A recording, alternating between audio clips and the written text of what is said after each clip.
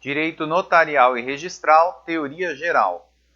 Continuando os estudos da teoria geral do direito notarial e registral, falando ainda das funções da serventia, finalizando a parte da ordem de serviço, lembrando que estamos falando das regras gerais de trabalho nas serventias extrajudiciais e que falamos sobre todas as serventias extrajudiciais e a sua acumulação, precisamos abordar a redação dos atos na serventia em relação ao funcionamento geral. E quanto a isso, nós temos que os atos deverão ser registrados em língua nacional, de forma precisa, clara e concisa, salvo no caso do RTD, que é o Registro de Títulos e Documentos, nos termos do artigo 148 da Lei 6.015, contanto que esse documento tenha caractere comum, ou seja, esteja escrito em alfabeto romano, que é o alfabeto que nós estamos utilizando aqui. E o artigo 148 diz que os títulos, documentos e papéis escritos em língua estrangeira, uma vez adotados os caracteres comuns, poderão ser registrados no original para o efeito da sua conservação e perpetuidade.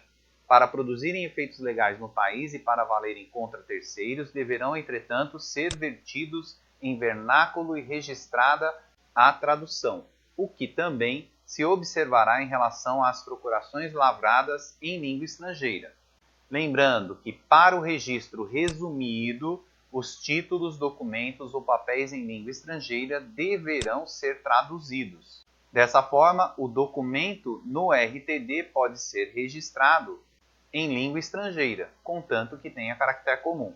Ainda é proibido em todos os registros rasuras entre linhas e espaços, e no caso de haver qualquer tipo de erro, estes poderão ser corrigidos com cláusula em tempo, que atualmente está em desuso por conta da digitalização do acervo, ou através de uma ata retificadora, que altera a informação que foi feita em ata anterior, ou uma ata de re-ratificação, que altera e confirma a informação anterior.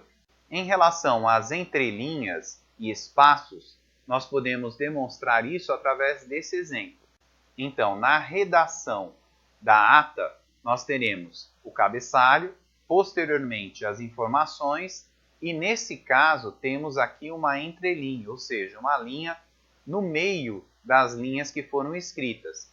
Essa entrelinha não poderá existir. Ou mesmo um espaço, como no caso aqui embaixo, em que existe um espaço em branco para a posterior data e assinatura. Esse espaço também não poderá existir. Lembrando que no caso de existência de espaço, seja no verso ou seja na própria folha, essa deverá ser discriminada e inutilizada. É o que determina alguns códigos de normas. No entanto, pela digitalização, isso já não tem mais acontecido. Em relação ainda à redação, precisamos apontar que o uso do papel deve ser feito tanto em sua frente como em seu verso, em regra. Existem algumas normas que não permitem o uso do verso. No entanto, em regra, a frente e o verso devem ser utilizados. E, finalmente, precisamos falar sobre os livros, em relação aos livros comuns a todas as serventias. E, nesse caso, teremos o livro protocolo, o livro de visitas e inspeções, também conhecido como livro de correição, o livro diário auxiliar da receita e das despesas e o livro de controle de depósito prévio. Em relação a esses livros, o livro protocolo ele se encontra explícito em todas as leis, inclusive nas normas das corregedorias.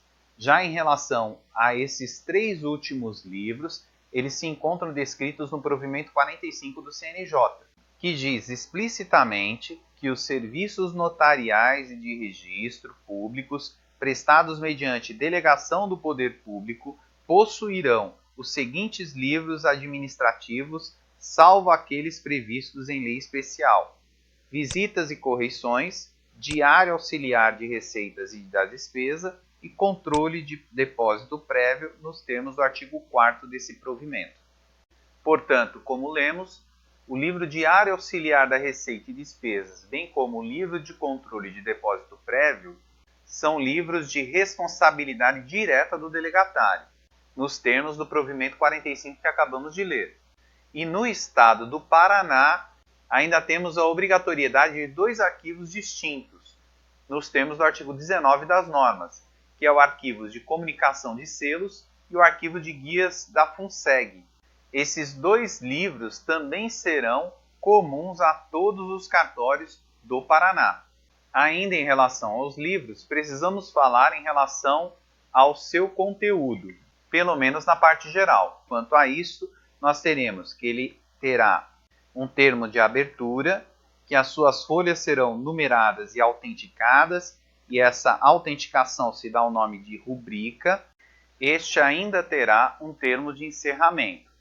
Com relação ao termo de abertura, teremos o número ou a letra do livro, pois tem alguns livros que têm letras em vez de números, a finalidade, o objetivo do livro, a quantidade de folhas que esse livro tem, a declaração de que as folhas foram publicadas e o fecho com data, nome e assinatura do delegatário.